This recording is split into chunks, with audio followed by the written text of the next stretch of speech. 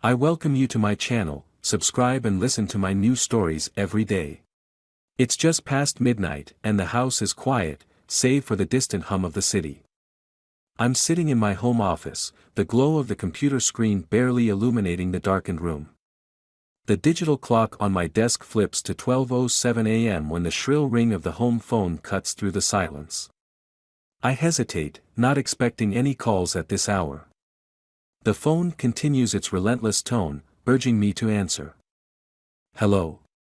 My voice echoes slightly in the quiet. Is this Michael? The voice on the other end is unfamiliar, strained. Yes, who is this? Why are you trying so hard to get your wife back when she chose me a long time ago? The man snaps, his words sharp like a slap. I stiffen, confusion and a rising anger mixing in my gut. What are you talking about? Who are you? There's a pause, heavy with tension. I'm the one she's with now. Didn't she tell you? Or maybe she still loves playing this game with you. His words send a chill down my spine. This has to be a sick joke. Look, I don't know what you're. Come on, Michael. You really didn't know? He cuts me off, his tone mocking. She told me all about you. Said you were her crazy ex-husband who couldn't let go. The room spins slightly as I grip the phone tighter. That's not true. We're still married.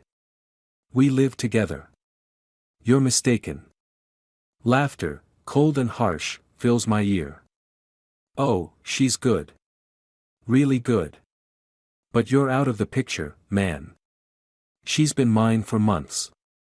I hang up, my heart pounding. The walls of the room feel like they're closing in. I need to see her, to ask her, to understand what's happening. I storm out of the office, heading straight for our bedroom upstairs. The door is ajar, and the bed is empty. Her side is untouched, she's not been to bed yet tonight. Panic rising, I dial her number. It rings and rings, then finally, the click of connection, but it's her voicemail that greets me. It's Emily. Leave a message. Emily, where are you? Please call me back. It's important, I say, trying to keep my voice steady. Dropping the phone, I pace the room. My mind races through our recent conversations, her late nights at work, the missed dinners. Was there someone else all along? Was everything a lie? Determined, I sit down at my computer and start searching through her social media, emails, anything that could give me a clue. Hours pass, my eyes growing tired, the morning light beginning to creep through the blinds. Then, I find it, an email chain hidden in a folder cleverly labeled work projects but filled with intimate conversations between Emily and someone named David. Betrayal curdles in my stomach, hot and bitter. They detail meetings, trips, moments, all behind my back. The pain is raw, nearly unbearable, but it sharpens into something harder, colder, a resolve for retribution. I'm not going to let this stand. I'll expose her lies, reveal her deceit to everyone who knows us. I'll make sure she regrets betraying me. I'll file for divorce first thing in the morning, and by the time I'm done, she won't just have lost a husband, she'll have lost everything. The morning light casts long shadows across the room as I sit in silence, the damning emails still open on my screen. My resolve from the night hasn't wavered, it's only grown stronger with the dawn. Today, I start my campaign against Emily's deceit. First, I need more evidence. I dress quickly, my movements sharp, fueled by a restless energy. I head to the place she's mentioned several times in her emails with David, a quaint coffee shop downtown where they apparently meet often. As I approach, my pulse quickens. The bell above the door jingles sharply as I push my way inside. It's cozy, filled with the aroma of roasted coffee beans and pastries. I scan the room and spot David immediately, sitting at a corner table, his back to the wall, eyes glued to his laptop screen. Without hesitation, I stride over, my shadow falling over his table. He looks up, startled. Can I help you? David asks, his eyes narrowing as he assesses me. You're David. I don't sit, my tone accusatory, towering over him. He stiffens, recognition flickering in his eyes. I am. And you are. I'm Michael. Emily's husband, I declare, the words laced with venom. David's face pales, his mouth opening then closing, unsure. Look, I don't know what she told you, but I know everything, David. The trips, the meetings here, the lies. All of it, I interrupt, slamming a printout of the emails on the table. His eyes dart down, then back up, a flicker of guilt passing over his features. I'm sorry, man. I didn't know she was still with you. She told me you two were done, David confesses, his voice low, a mix of defiance and shame. Save it. What do you think her family will think of this? Her friends? Your friends? I lean closer, my voice a threatening whisper. David looks away, discomfort written all over him. What do you want? Truth. I want you to tell me everything. When it started, how often you meet, everything, I demand, my voice steady, commanding. He hesitates, then nods slowly, defeated. Okay. But not here. Let's go somewhere private. We relocate to a nearby park, a secluded bench away from curious ears. David recounts everything, their first meeting, the lies Emily told him about our marriage, their secret getaways. Each word is a blow, but I take it all in, the pieces of the puzzle fitting together into a portrait of betrayal. After we talk, I stand, my mind racing with the information, already plotting my next move. You'll stay away from her now, I state, more a command than a request. Yeah, I will. I don't want any part of this mess, David agrees quickly, eager to distance himself. I nod, then walk away, leaving him there, a solitary figure on the bench. Back at home, I prepare the divorce papers. Every signature, every checkbox feels like a step towards reclaiming my dignity. But it's not enough to just leave her. I want her to feel this betrayal as acutely as I have. I pick up the phone and start making calls, to her parents, her friends, and a few close colleagues. I relay the facts, the evidence in hand. The reactions are of shock, disbelief, then pity. But for me, it's the first taste of vindication. The sun is just starting to set, casting a golden hue over the city as I make my way to Emily's workplace. The information David gave me about their meetings and the trips they took together is safely tucked in my briefcase, along with the copies of their emails. Today, I'm going to confront her in person, in front of her colleagues. I want her to feel the weight of her actions publicly. I reach the sleek glass building where she works, my steps echoing in the vast marble foyer. I nod to the receptionist, who recognizes me. Good evening, I'm here to see Emily. It's urgent. She hesitates, then picks up the phone to announce my arrival. Moments later, Emily appears. She stops short when she sees me, her face draining of color. Michael, what are you doing here? Her voice is barely a whisper, eyes darting around nervously. We need to talk. Now, I say firmly, gesturing for her to follow me to a more secluded area. We find an empty conference room. As soon as the door clicks shut, I turn to her, holding out the stack of printed emails. Care to explain this? My voice is hard, the papers trembling slightly in my grip from the adrenaline. Emily's eyes flick over the documents, and her face crumples. Michael, I can explain. Really? Because from here it looks pretty clear. You've been lying to me, to us, for months. My voice rises, anger bubbling to the surface.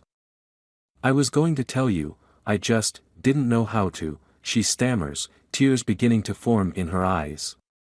That doesn't justify what you did, Emily. How could you be so selfish? I throw the papers down on the table, the impact sending a few sheets fluttering to the floor. She picks them up, her hands shaking. It started as nothing serious, but then. I don't know. It just happened. Just happened. I scoff, incredulous. Affairs don't just happen, Emily. You made a choice. You chose him over our marriage. I made a mistake, Michael.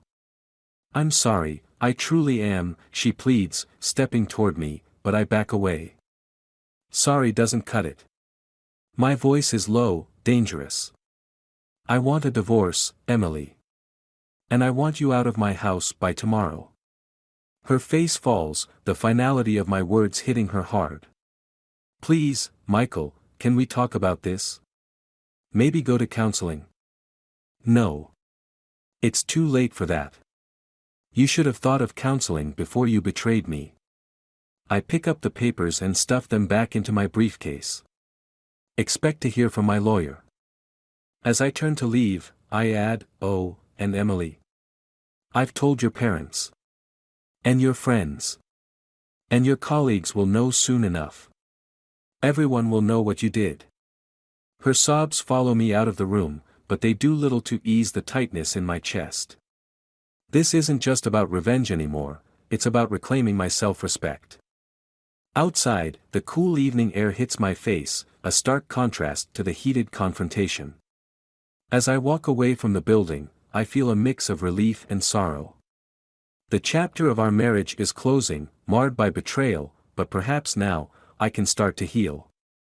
The city is cloaked in twilight as I make my way to the last place I ever wanted to visit again, the small, upscale apartment where Emily has moved since our separation. It's been 2 weeks since I exposed her betrayal, and the fallout has been catastrophic. Her reputation is tarnished, her relationships fractured, but it's not enough. Not yet. Tonight, I plan to sever the last threads binding us. I've arranged to meet her under the guise of finalizing our divorce amicably. She's hopeful, perhaps thinking there's a chance for reconciliation or forgiveness. She couldn't be more wrong. I knock on the door, and she answers, her eyes wary yet holding a flicker of hope. Michael, thank you for coming. I really think we can sort everything out. We will sort it out, Emily. Tonight. My voice is cold, my stance rigid as I step inside, closing the door behind me. The apartment is neatly kept, a stark contrast to the chaos she's caused. I want to show you something, I say, pulling out an envelope from my coat. It's thick, filled with documents and photographs. What is this? Emily takes the envelope, confusion written across her face. Evidence. Not just of your affair, but of everything else you lied about, I state sharply. She pales, her hands trembling as she sifts through the contents. Photos of her and David, email exchanges, and more. But it's the last few documents that catch her off guard, forged bank statements and transactions leading back to an account she emptied months ago. This isn't true. I didn't do this. Her voice is frantic, pleading. But you did, I interject smoothly, watching as she struggles to process the information. You see, Emily, you weren't the only one capable of deceit. Her eyes meet mine, a dawning realization morphing into horror. You set me up. You fabricated all this. Just as you fabricated your loyalty and love for me. We're not so different, it seems. My words are icy, my heart untouched by her distress. Why would you do this? She's near breaking now, her composure shattered. To teach you a lesson. To show you what it feels like to lose everything, I reply, my tone devoid of any warmth.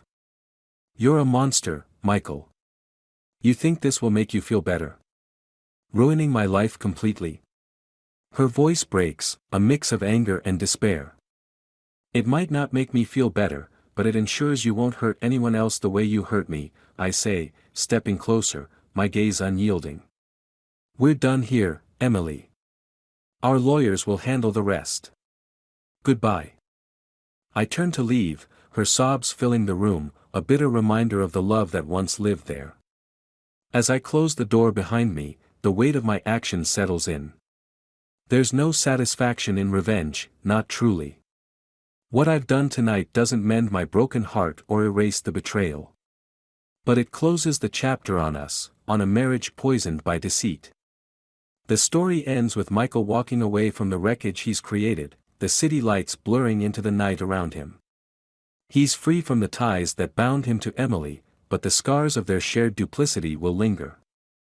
In his quest for retribution, Michael has become a reflection of the betrayal he despised, and now, he must live with the consequences of his ruthlessness, a life built not on peace or forgiveness, but on the ashes of vengeance.